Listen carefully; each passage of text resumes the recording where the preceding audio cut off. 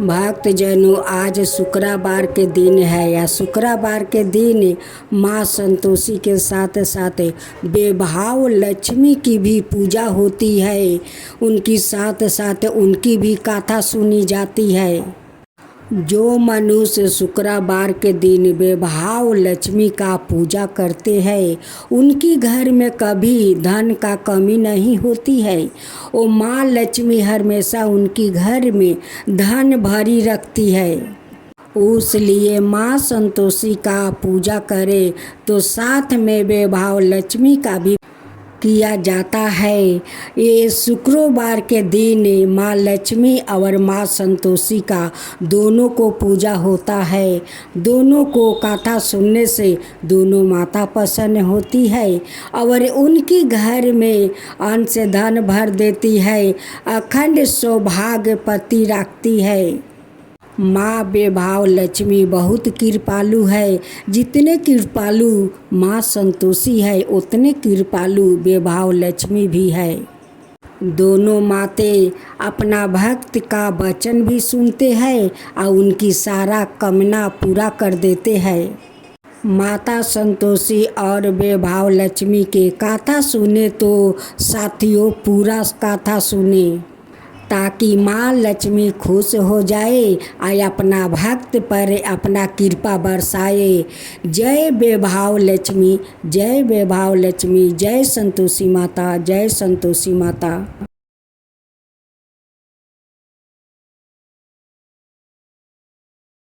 भक्तजनों, आज आप सुने माँ बेभाव लक्ष्मी की व्रत कथा। शुक्रवार का दिन माँ बेभाव लक्ष्मी को समर्पित होता है। इस दिन माँ लक्ष्मी की पूजा अर्चना और व्रत किया जाता है। माना जाता है कि शुक्रवार के दिन विधि विधान से पूजा करने से माँ लक्ष्मी का आशीर्वाद प्राप्ति होता है और उनका साथ हमेशा बना रहता है। माँ बेभाव लक्ष्मी का व्रत वैसे तो कोई भी रख सकता है, मगर जो लोग काफ़ी समय से आर्थिक संकटों का सामना कर रहे हैं और उनकी परेशानी दूर नहीं हो रही है, या फिर उन्हें सही रास्ता नजर नहीं आ रहा है, उन लोगों को हर शुक्रवार या व्रत पूरी श्रद्धा के साथ करना चाहिए। घर में दरिद्रता, कलेश, धन संकट, व्यापार में बरकत ना होने जैसी विपत्तियों से छुटकारा पाने के लिए हर शुक्रवार माँ बेभाव लक्ष्मी का व्रत और पूजा करने का विधान है। कहा जाता है कि अगर लंबे समय के बाद भी किया जा रहे प्रयासों के बाद भी अगर कोई काम नहीं बन पा रहा है, तो व्याकित को बेभाव लक्ष्मी का व्रत जरूर करना चाहिए। इस व्रत को पुरुष और स्त्री दोनों ही कर सकते हैं। सुहागिन स्त्रियों के लिए यह व्रत ज़्यादा शुभकारी माना जाता है। व्रत का संकल्प लेने के दौरान मन में अपनी मनोकामनाओं अवश्य कहनी चाहिए। भक्त को अपनी श्रद्धा और सामर्थ्य अनुसार 9, 11 या 21 शुक्रवार तक माँ बेभाव लक्ष्मी का व्रत जरूर करना चाहिए। शुक्रवार के दिन महिलाओं को ब्रह्म मुहूर्त में उठ जाना चाहिए। सभी नित्य कर्मों से निवृत्त होकर स्नादि कर ले। इसके बाद साफ वस्तु धारण करे और मंदिर की साफ सफाई कर ले। माँ लक्ष्मी का ध्यान करे और व्रत का संकल्प ले। पूरे दिन फलाहार कर आप व्रत कर सकते हैं। पूरे दिन उपवास के बाद शाम के समय फिर से स्नान करें। शाम के पूजा करने के लिए पूरब दिशा की तरफ मुंह करके बैठ जाइए। इसका बाद चौकी पर लाल कपड़ा बिछाए और उस पर वैभव लक्ष्मी की तस्वीर या मूर्ति स्थापित करें। मूर्ति के पीछे या बगल में श्रृंगार रखें। मूर्ति या तस्वीर के सामने एक मिट्टी भर कर चावल का ढेर रख दे। इस पर पानी से भरा हुआ लंबे का कलश रख दे। कलश के ऊपर एक छोटी कटोरी रखें। इसमें सोने या चांदी का कोई आभूषण रख दे।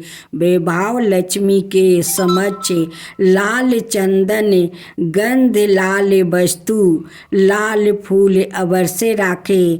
प्रसाद में गाय के दूध से निर्मित चावल की खीर बनाए। अगर आप खीर नहीं बना पाए हैं तो सफ़ेद मिठाई का भोग भी लगा दे। पूजा के बाद लक्ष्मी स्तवन का पाठ, चालीसा और आरती करे। साथ ही माँ के नियम मंत्र का जप भी करे। आज आप सुने खूब सुंदर माँ संतोषी की व्रत कथा ननद और भाभी की। एक घर में ननद और भाभी रहती थी। दोनों में बहुत स्नेह थे और दोनों मिलजुल कर अपना घर के सारा काम कर लेती थी। ननद माँ संतोषी की पूजा करती है। शुक्रवार के दिन भाभी ननद को साथ देती है। पूजा में उनकी हाथ बटाती है। पूजा में सारा काम करती है।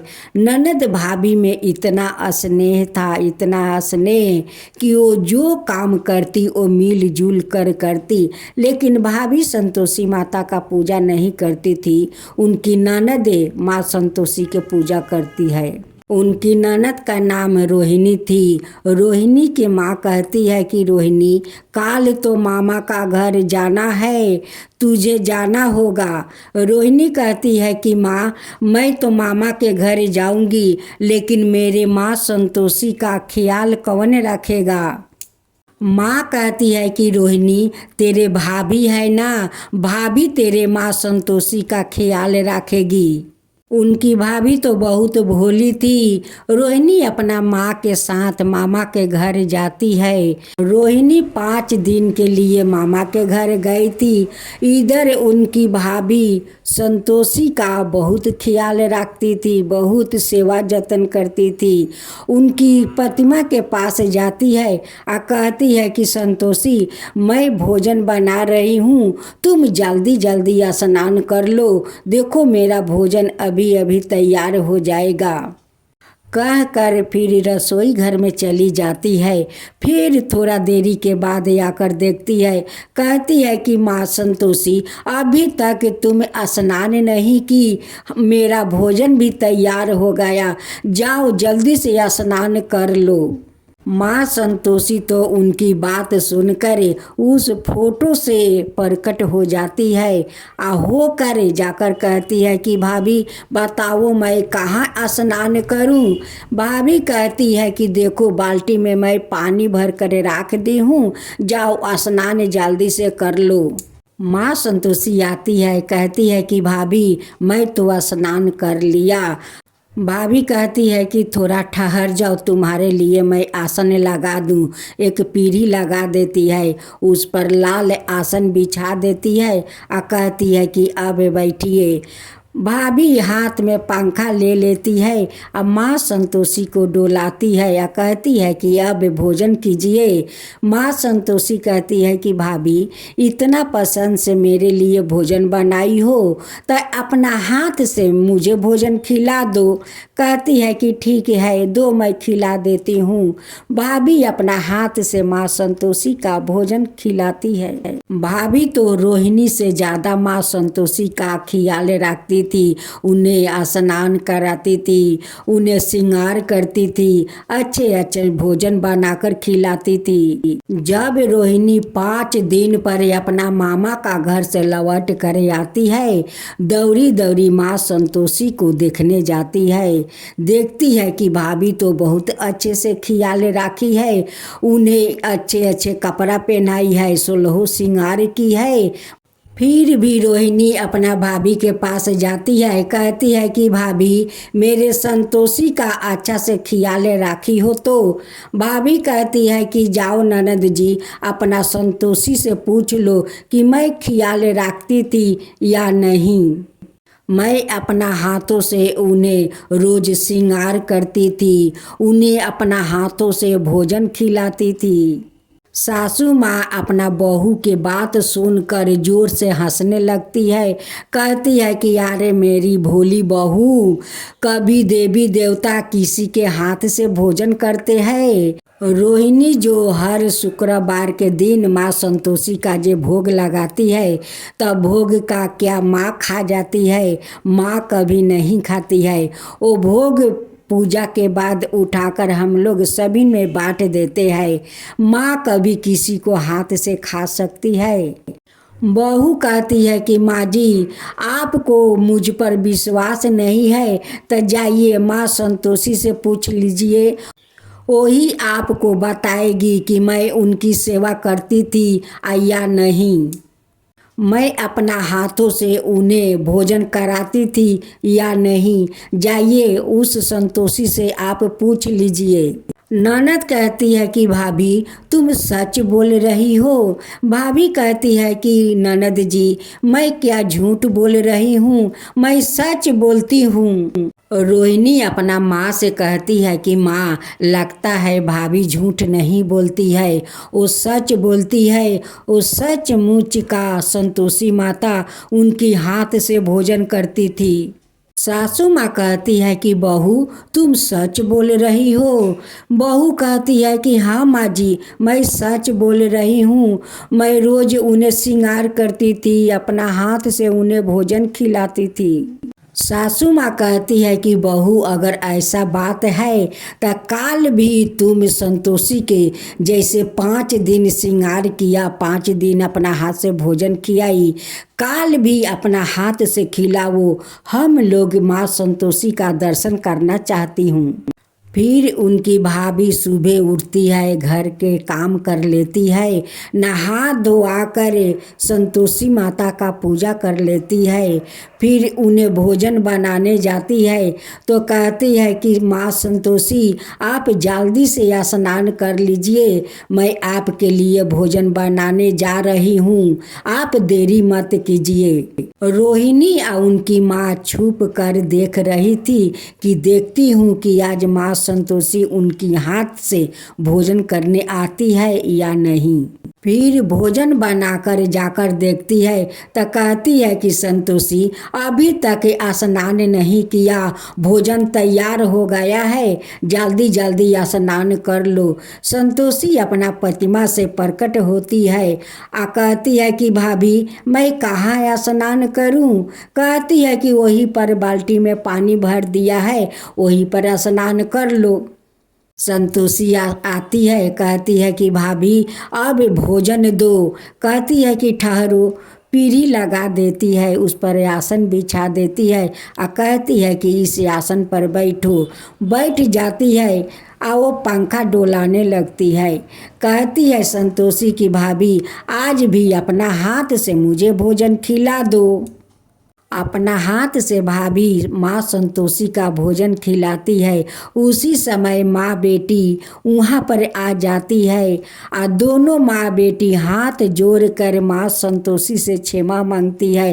कहती है कि हे माँ संतोषी, आज आपको दर्शन हो गया, मेरी बहू के कारण दर्शन हो गया। ननद कहती है कि माँ, मैं 7 बछर के उम्र से आपका पूजा करती हूँ, आप कभी मुझे दर्शन नहीं दिया, आप मेरे भाभी के हाथ से भोजन करती है। माँ संतोषी कहती है कि रोहिणी, तुम तो पूजा पाठ करती हो, भोग लगाकर चली जाती हो, लेकिन तुम्हारी ये भोली भाभी वो मुझे आकर कहती है कि माँ संतोषी स्नान कर लो।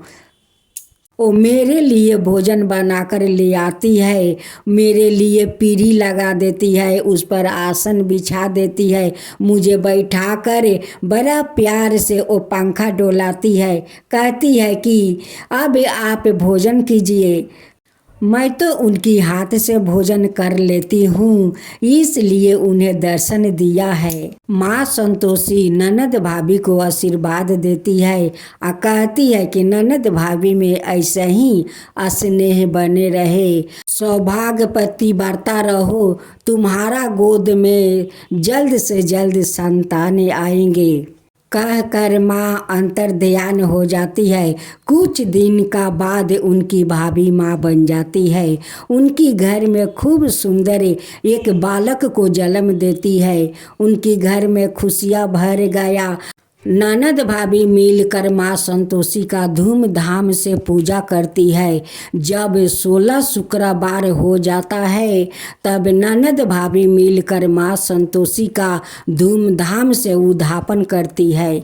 हे माँ संतोषी, जैसे उस भाभी पर आप कृपा किया, उन्हें दर्शन दिया, उनकी हाथ से भोजन किया, वैसा ही सबका ऊपर कृपा कीजिए। हे माँ संतोषी, सबका ऊपर कृपा कीजिए।